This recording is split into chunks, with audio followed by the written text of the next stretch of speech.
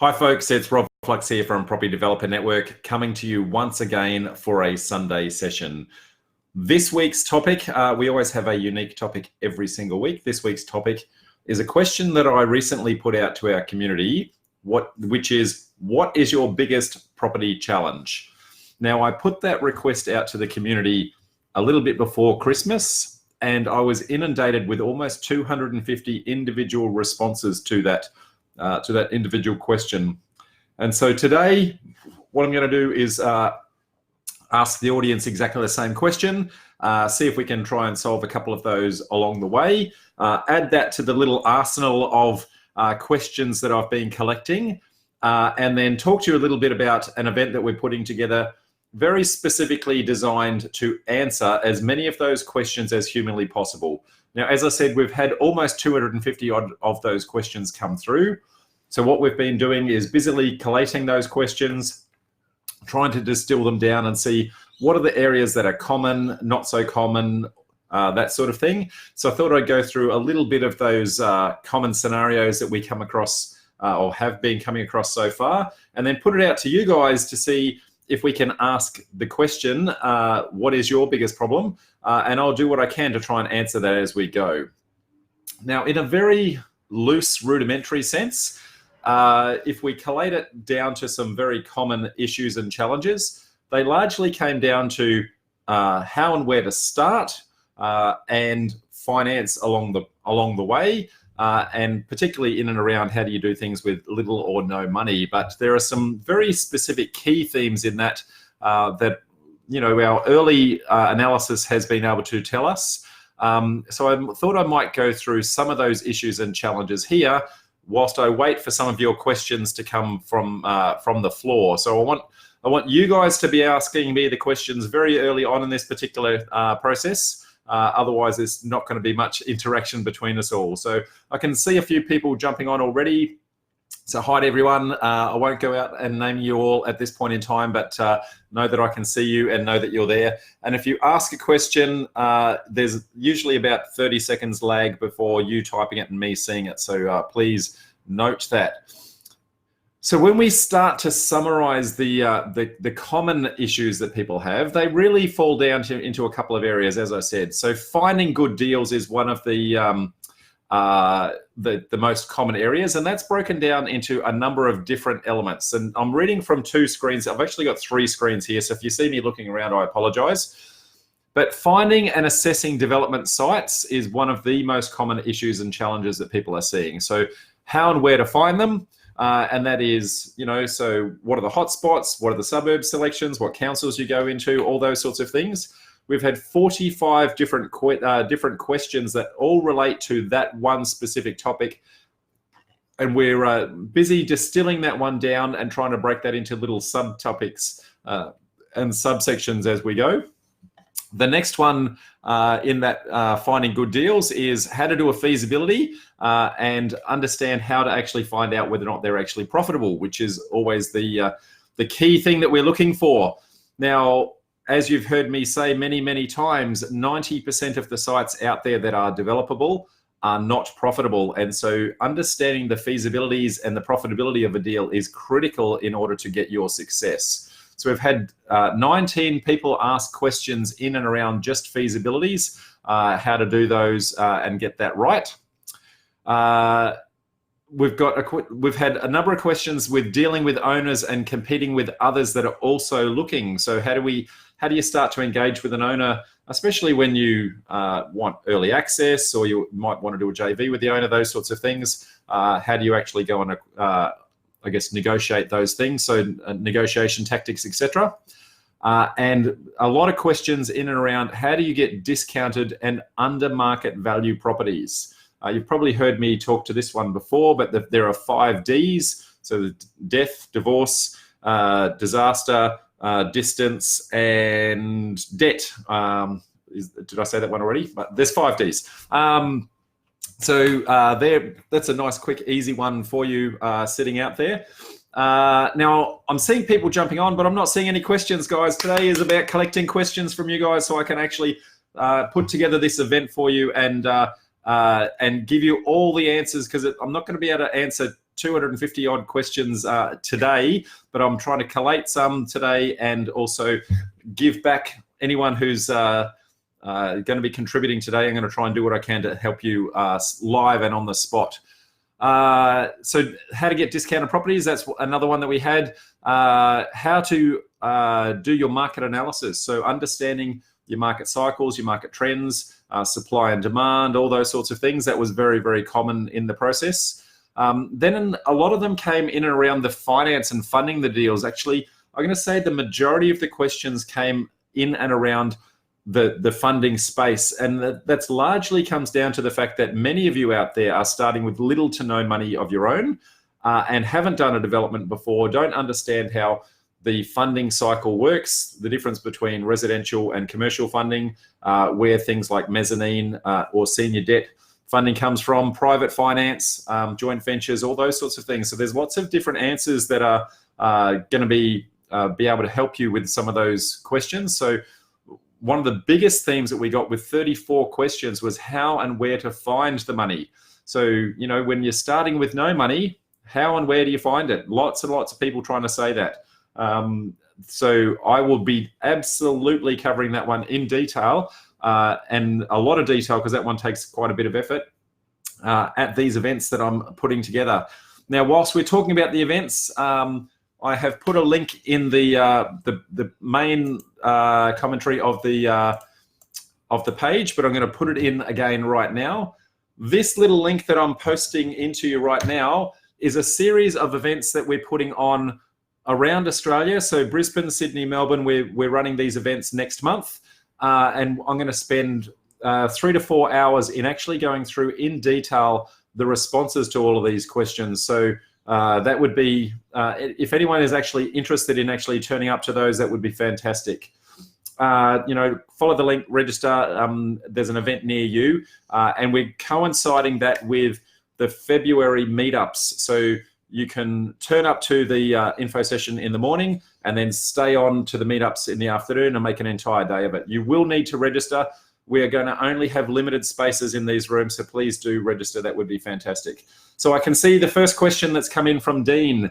Dean is asking, what about using buyer's agents to find deals? Mate, that is a fantastic question. So buyer's agents come in a couple of different forms. So I'll answer that in two ways, because buyer's agents do that slightly different. So you can engage a buyer's agent through a method where you actually pay an engagement fee. When you pay that engagement fee, they understand, they ask you what are all your criteria, what are your, you know, the zoning that you're after, the price point that you're after, the area that you're after, the land size that you're after. They gather all those facts and then they start hunting specifically for you. Okay, so that's one way that a buyer's agent will work. Okay, so they're really going out and hunting and farming specifically for you. And that engagement fee is to justify the time that they put in upfront going and actually looking. Now, the other way to engage a buyer's agent is somebody who's already going and negotiating deals irrespectively, and then they come back to you after they've found it. Now, they tend to be more deal finders, but people get the two confused and back to front. Now, both deal finders and buyer's agents will tend to have a success fee based on, or what they call a finder's fee, based on the fact that they actually bring you a site that you actually take through to construction. And it's generally a percentage of the purchase price of the property. So that's kind of how they are used. Now, there's pros and cons to using those. Obviously, it's an expense, but the expense will mean that it could save you a lot of time in actually trying to find the process. My guidance to you, Dean, would be to make sure that the person who you're engaging in that process has actually done developments themselves. They actually understand the development process, because when they come to you with an indicative feasibility, you want to know that they've actually put the right kind of elements into that. I would also caution you to say that you need to be very good at the feasibility side of things yourself, the site assessment and identifying all the issues and challenges on the site, because the ultimate responsibility in the profitability of that deal lies with you, and you can't blame the deal finder for that. So they're going to find the opportunity and bring it to you, but the ultimate responsibility is with you. So I hope that helps Dean. And if I need to give you more on that one, that might be one that I might cover in the info sessions that we've got coming up. So I can see lots of other people that have jumped on, but no other questions. Come on, guys. This is you guys. I'm wanting to be here for you to answer your questions today. So I'm trying to gather all these facts, all these questions, so I can put together this info session specifically for you. So I need your questions. Okay, I'm adding that. If I could show you this list, it would be you'd be amazed at how many questions that I've actually got here. And I might actually read some of them out just to prompt some questions from you guys. But I've got a whole bunch of people asking how and what to do in and around the no money space.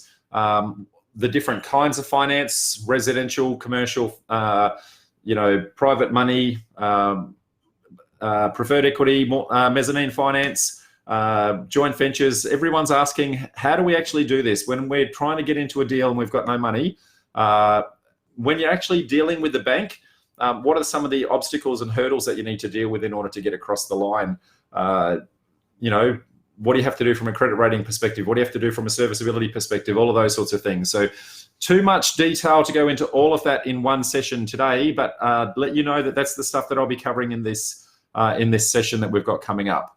Other ones, finance structuring. So should you do it in a company? Should you do it in a trust? Should be doing it with a trust with a corporate entity? Should you have cascading entities? All those sorts of things. They're very common questions that actually get asked in the process as well. What are the pros and cons as to how and why you do things different ways? Should I do it in my own name? The answer is no, never do that. I might touch on that one. It really comes down to structuring is something that's either going to give you asset protection or tax minimization. They're the two reasons that you're actually going to put some structuring together. So there are pros and cons as to each different kind of structure that are going to help you in the asset protection side or help you in the tax minimization side. So depending upon where you are in the journey, that will actually guide you in what you're doing in going into those entities. And you should also know what your exit strategy is, because the exit strategy on that's also going to help you on that as well. So I can see another question come through from Erin. Erin says, residential loans with banks when doing small developments. What are some ways to mitigate their expectations when demolishing a house? Okay, so let me rephrase that question so that everybody actually understands what your issue is there, Erin. If you're doing a residential loan, the bank is typically expecting you to be taking that loan on that property and owning that for anywhere between 20 and 30 years. Generally, when they're assessing the site, they're looking at your serviceability and they're taking into consideration the potential rent that's going to come from that property based on the fact that there's an existing dwelling. If you get that loan under that residential lending perspective and they're expecting rent to come through, when the very next day you then go and knock over the house in order to subdivide or put a set of townhouses or units or those sorts of things on there, the bank tends to get a little bit upset about the process because you've now knocked over the security that 2 days ago you just said was going to give you an income over the next 20 to 30 years. So from that perspective, you want to be very, very careful that you've actually disclosed that upfront with the bank, that you are actually going to go through that process. Now, typically, I would actually do that through a broker. I'll engage with that broker, let the broker know the process, and then rely on the fact that that broker is actually then going to do that on my behalf and reach out into the different banks and say, this is what we're actually trying to do in the process. Now, some banks are development friendly, other banks are not. So when you knock down the house and when you, tear up the original title and recreate new titles, whether they be new blocks of land, whether they be new townhouses or those sorts of things, you actually need the bank to sign off on the final titles document. And so if you've not disclosed up front when you got the loan way at the start, then the bank is within their rights to refuse you the ability to actually finish that titling process. And typically that is at the point where you're at maximum debt in your deal. And so if they turn you down at that point, you're in a world of pain. So my guidance, Erin, is be upfront, be honest. Don't try to skirt it. If you are upfront, you're going to find a development friendly bank in the first place. depending upon how quickly you're going to knock that house down and how quickly you're going to turn over that project, you may be paying that loan back much, much quicker than the 20 to 30 years that the bank is expecting. And because of that, you may have to pay some what they call clawback fees, because they pay commissions to their brokers. You may have to pay some clawback fees to make sure that the broker is still actually paid for giving you that loan, and that the bank is appropriately commensurated for the fact that they've given you the loan on such short terms when they're expecting it over much longer. So hopefully that helps you there, Erin. I can see Krishna asking a question. Hey, Rob, how do you go about getting a quote for relocating the stormwater pits for a potential dual occupancy? So Krishna, without knowing your specific circumstances, this is obviously very general in nature, but anytime you're relocating any manhole or pit or anything like that, that's a permanent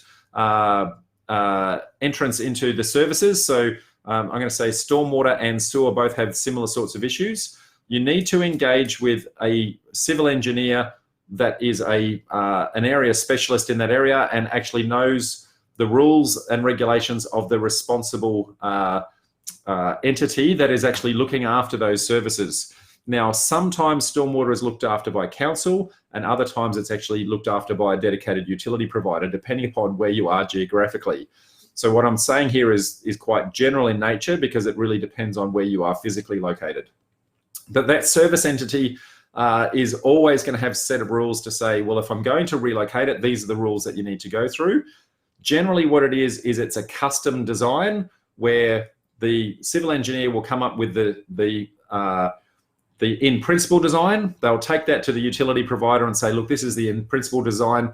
Do you agree that that's okay? The utility provider will give that a rudimentary look, come back to you and say, yes, we do, no, we don't, and you'll modify your plans accordingly. Then your civil engineer will go to a point of doing a detailed design. When you do that sort of thing, you then take that out to tender to make sure that you've got the appropriate cost to actually construct. Now, you can get indicative costs on that straight from your civil engineer up front if they've done that before, but that is the process that you're actually going to go to. So it's not specific to dual occupancies, but it's specific to relocating those stormwater pits at any point in time. It's also related to relocating manholes. And of course, this is all under the proviso that you have somewhere that you can actually relocate it to. And so in doing that, that's part of what the civil engineer is actually going to be assessing, because water and sewer both operate under the pretense of gravity, and you can't relocate it unless gravity is actually going in your favor. And so the civil engineer is going to work out whether or not that's actually humanly possible. And if it is humanly possible, if it's going to impact on someone else, a neighbor, etc., that you need to go and engage with. So hopefully that helps you out, Krishna. Now I can see a response from Dean. Dean says, thank you. Easier to assess a deal than find and assess frees up my time. Absolutely, mate. Dean, time is money. Some of us have not much money, so we need to put the time in. And some of us have plenty of money, and so we can afford to outsource that to others. So there's no right or wrong answer there.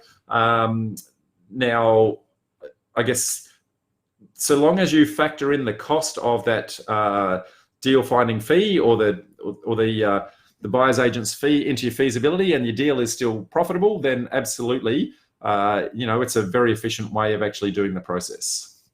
So that said, guys, I'm still looking for questions from you guys. So I'm going to go through a few more that I've got over here that have come from others, so that you know what we're going to cover on those info sessions again. So finance structuring, I've already talked about, but fast and quick finance, how and where do you get money very, very quickly at short notice? Quite often we get to a point where, we want to go unconditional on a property, but we don't have any money. So that kind of gets the heart racing quite a bit. So how and where do you get money fast? Those challenges sometimes come at an expense, and so you want to be very, very prepared in some of that. So we're going to cover that one definitely at the info session. How do you present deals to a potential money partner or a potential joint venture partner or a bank or a lender, those sorts of things? How do you actually present that? I'll actually touch on that one because that's a nice, easy one. It's actually called an information memorandum. So that's basically a document that talks all about the deal and the merits of the deal. So you're going to be looking at, well, what's the overview of the deal? What is it? Is it a subdivision? Is it a townhouse site? That sort of thing. The demographics of the area, why that area actually needs that particular thing, what the yield analysis is going to be. So how many lots or how many townhouses are we actually going to build out of this? We'll put together a feasibility. We'll put together, and obviously you want to make sure that feasibility is profitable. You go through what your exit strategies are. So you want to have a plan A, a plan B, a plan C, and be very clear as to how and what that's going to be and why.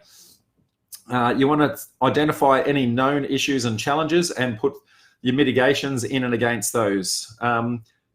You want to put together also who your team is. So if you are, especially if you're very new into the process, if you put together what your team is, you can do a thing called borrowed credibility. So if it's your first ever deal, then you want to say, well, this is my town planner, this is my architect, this is my civil engineer, this is my mentor, and you're using the credibility of those guys to make your lack of experience look a little bit more palatable, because everyone else has kind of got you back a little bit, if that makes sense. So you put together one of those information memorandums, and that will help you to go out seeking money, whether it be directly from a bank, whether it be from private money, whether it be from a joint venture money partner, et cetera, et cetera. So hopefully that one helps.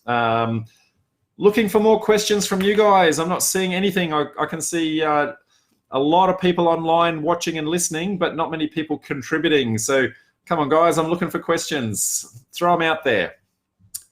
Another common question that we're getting from others when we went out to the network before was, how and what do you do in regards to the kinds of agreements that you actually put in place with your money partners? Well, there's a number of different ones depending upon how your money is actually being sourced. So you might be sourcing via a private loan, in which case you need to put some loan documents together in and around that. You want to be very careful that those loan documents appropriately protect you and appropriately protect your investor, that there's the right level of security, and that each of you are quite flexible. You want to make sure that any penalty clauses are clearly defined and what actually triggers those. And you want to make sure that it's a company to company or a trust to trust type loan document. It can't just be an individual to a company. There's actually some legislation that sits in around that. There's also joint venture documents. So if you're doing getting money through a money partner through a JV arrangement, you want to make sure that your joint venture is actually appropriately documented. Now, we've got a 40-odd page joint venture document that we give our guys that do our property development formula course. But you guys should have something like that as well. So it has a look at, well, what are the roles and responsibilities of each person? If somebody asks for money at a certain stage, when's it actually due? It looks at what are the exit strategies in the deal. It looks at what happens if you've got difference of opinion. It looks at who's got the ultimate power in decision making if there's a stalemate between the two joint venture partners, and a whole bunch of things like that. So all of that needs to be captured. You want to make sure that everybody knows up front exactly what is going into the document, so that if something eventuates during the deal, and sometimes it's not even the deal itself that goes wrong, sometimes it's external factors. So what happens if the money partner gets sick or loses their job? They can no longer service the project. Well, if you don't have exit strategies documented, then how do you safely get out of the deal when the money partner can no longer fund the deal? So lots of things like that you want to make sure you've actually got covered in the process, and those documents capture that, and you have those negotiations up front. You document it up front, because when you're in the process, quite often emotions get involved, and it's very easy to get, into difficult conversations that can sometimes get heated if you haven't pre-negotiated those rules up front, because everyone's got a different assumption as to what they think their expectations are in that regard. So by having it clearly articulated up front, everybody knows exactly where they stand. And then when you come to the point of conflict, at least you're coming from at least a known fixed position, and then what you can do is negotiate in and around that. If that helps, hopefully that does. Guys and girls, I should say, I'm not seeing many questions come from you guys. Please, please, please throw some questions. We're asking the question, what is your biggest property problem? And I'll do my best to give you a very quick synopsis of how to resolve that. and I'll add that to the tally of nearly 250 other questions that I'm collecting to go through and present at some of these information sessions that I spoke about earlier on. So we are, whilst I'm waiting for people to put questions in there, we are running these information sessions around Australia. We're doing them in Brisbane, Sydney, and Melbourne, and we're trying to coordinate them to line up with next month in February, to line up with the same day that we're actually running our meetup in that same state. So we're going to run the information session in the morning, going through all these biggest common challenges that everybody's have, and then we're going to then make a day of it and have our normal regular meetup in the afternoon. So that way you can make a big day of it and then kick on socially with us afterwards for drinks as well. So Erin's got another question. What are some things to think about before you sit down with potential sellers in an off-market situation? What are some key questions, points to discuss?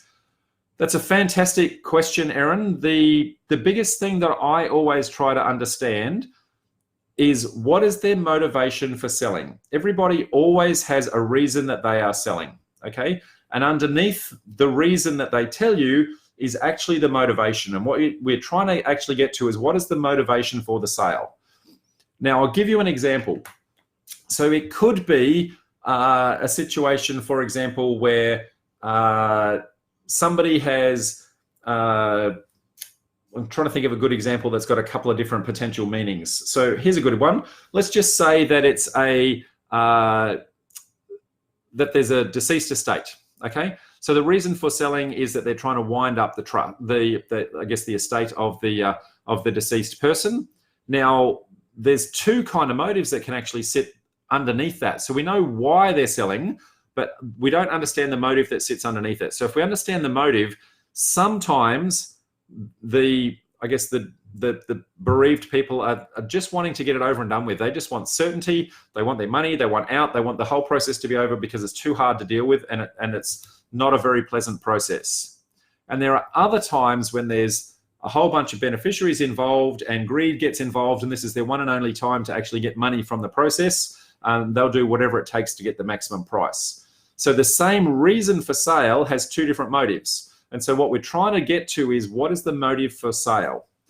Now, the reason why you want to know the motive for sale is when you know the motive for sale, you then start to understand the constraints that sit in and around that. So the constraints that sit behind those two situations that I just described is, for the first one, that they want it over and done with. They want certainty. They want short, sharp terms. They don't want very complicated deals. That they probably don't want to deal with a developer at all because they're putting all these complicated, special conditions in, all that sort of stuff. So they don't want that sort of complication. So simplicity for them is very important.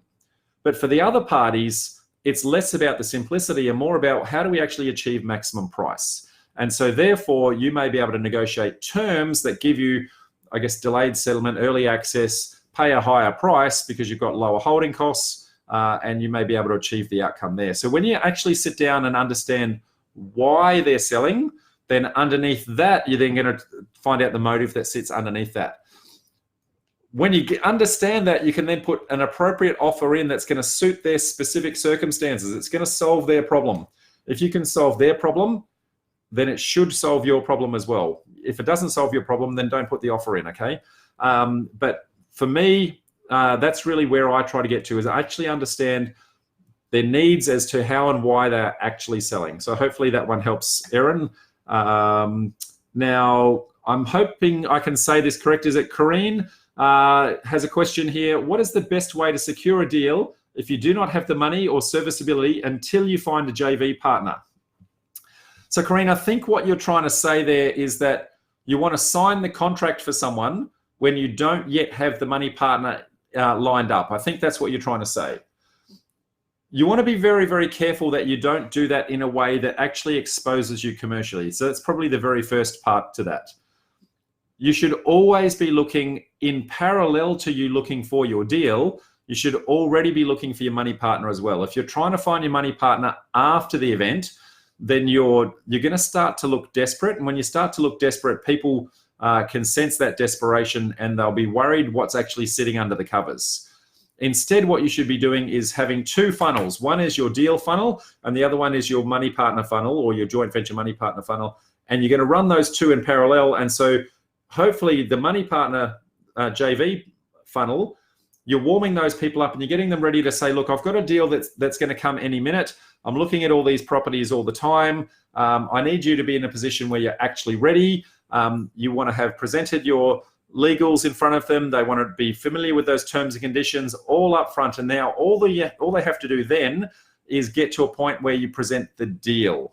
Okay, now I touched on very earlier in this same little segment, how you present that deal through an information memorandum. And so you've already gone through the terms that you want with regards to, how the JV is actually going to work.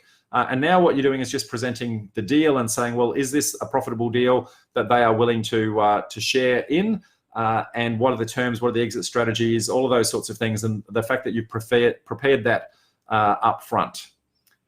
If you're doing it the other way around, if you found the deal first and you're then trying to get the money partner involved, then you're trying to fast track them to get familiar with your legals, to negotiate the terms, to be happy with the deal, build trust relationships. You're putting a lot of strain on yourself up front. Now, it's possible, absolutely, but it's not the only way. Now, and I'd say it's probably not the preferred way. Now, some great places to find JV money partners. We run a Facebook community for off-market deals and for money partners and the like, and it's called Development Site Deal Hub. So I'm going to see, I know that Shelley is watching this. Hopefully Shelley can just type the linkage to our Development Site Deal Hub group in there because it's a little bit long-winded for me to type.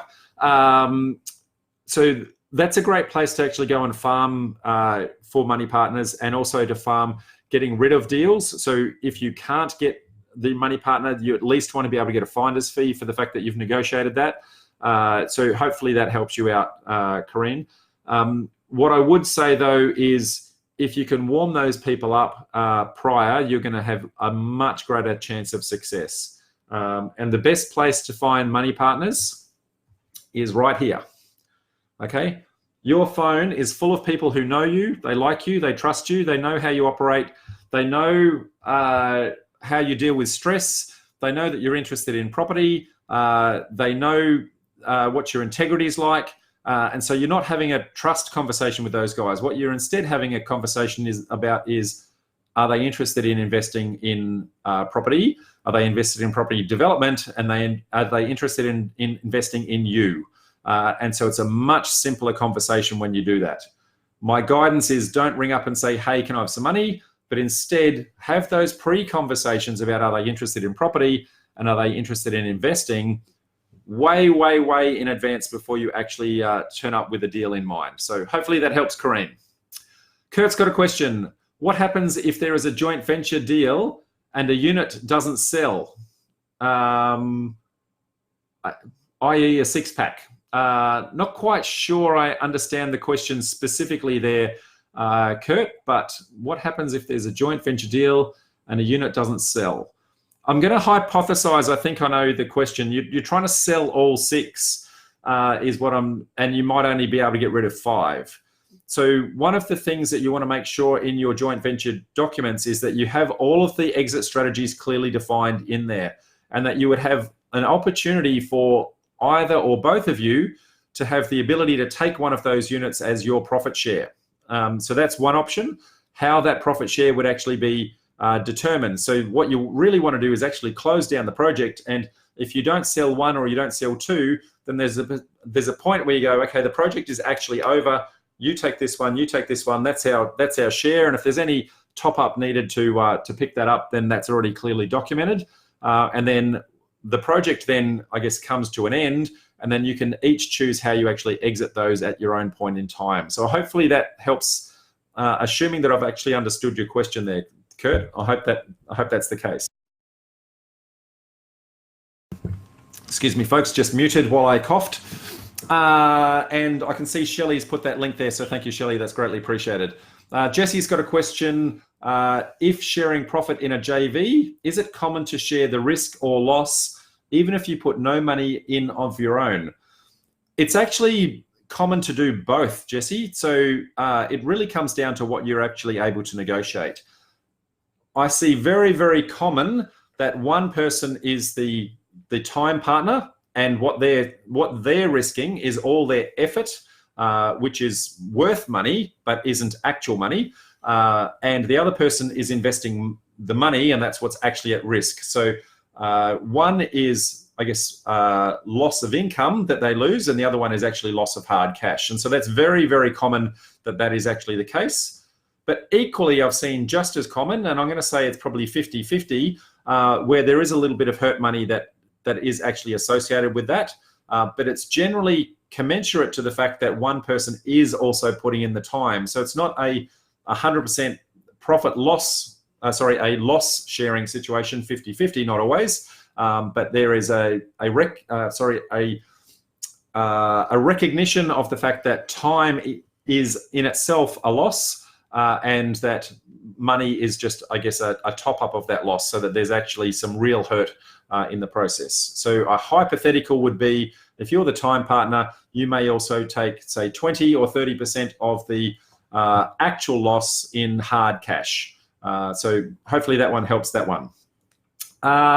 Okay, folks, we're about 40 minutes in and have answered a few questions, but I'm looking for a few more before we, I guess, start to approach the hour, to see what else we can collect and what else we can add to this information session that we've got coming up. So once again, I'm going to put that link for that information session into the comments here. So anyone interested in coming to that can register for that. The dates and times are all pre-posted if you follow that link, and you can register for your individual state. But we will be going through as many of those 250 odd questions. I've collated them down and then going to start to put that together and make a day of it. You know, do the morning info session, come to the meetup, hang on socially for drinks afterwards, and actually make a day of it. That would be fantastic. Looking for more questions to come through. Can't see any at the moment, so I might see if I can pick one out of the myriad that I've got sitting here, and hopefully that addresses one or two that you guys are looking for. See if I can find a good one that's a common one. So what questions should I ask a money partner, JV partner, prior to accepting their money? So that's a common one that I see out there.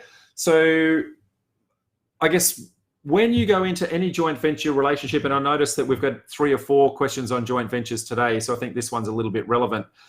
Whenever you're trying to go into a JV with someone, you want to understand, firstly, their personality, make sure that you're compatible with each other, that you're not going to, I guess, be in conflict every time you're having a conversation. You also want to make sure that their exit strategies are the same exit strategies that you've got in mind, and that you actually have pre-negotiated a plan A, a plan B, and a plan C, and what events may actually trigger those plans actually coming into effect. Reason being that things happen, okay? Life happens.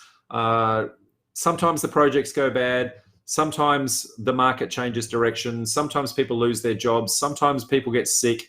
And, you know, events happen that will change the circumstances and the intentions of everyone.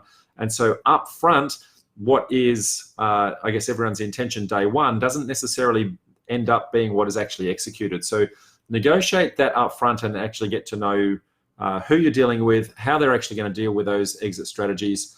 Make sure you've got your roles and responsibilities already predefined and everyone knows where they sit, who's going to be in charge of decision making, and what your conflict resolution process is going to be. So that all of those are important questions to actually articulate up front.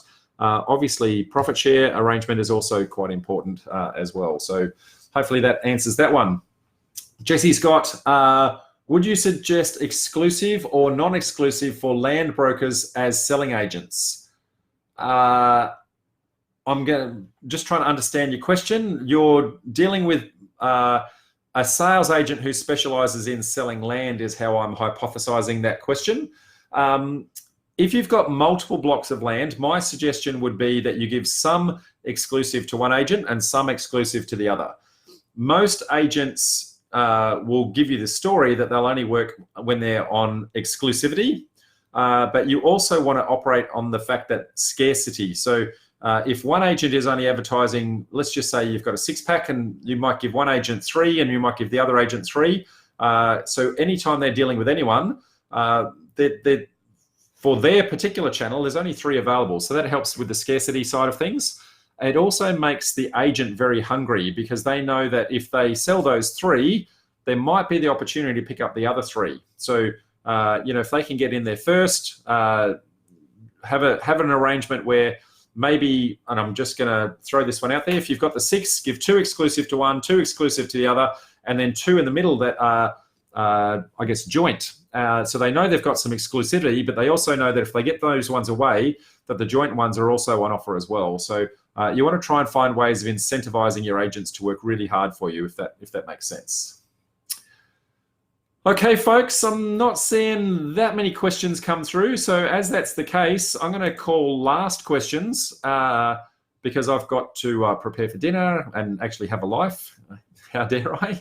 I wanted to say, wow, what a fantastic event we had yesterday in Brisbane as well. We had close to 130 people turn up to that event for the first one for the year. We're looking to having I guess massive numbers like that in Melbourne and Sydney as well for our upcoming events. Maybe not quite to that size, but we saw a lot of people, I guess, with the start of this new decade, wanting to, I guess, reinvigorate their property development aspirations and turn up in spades. So hoping that we can see similar sorts of numbers in Sydney and Melbourne. Jesse says, thanks, Rob. Okay, well, I can't see any more questions coming through, folks. And as we're coming up to 45 minutes, I'm going to call that a day. Once again, those 250 odd questions that we've got, plus the ones that I've collected today, going to collate all of those. We're going to summarize them up into, I guess, some common themes and going to try and deal with as many as we can in 3 or 4 hours at those info sessions upcoming next month in February. So please follow the links, register and attend, make a day of it, and that would be fantastic. And I can see a whole bunch of thanks from Aaron. Kurt says, have you heard of many JV deals going bad? Short answer, yes.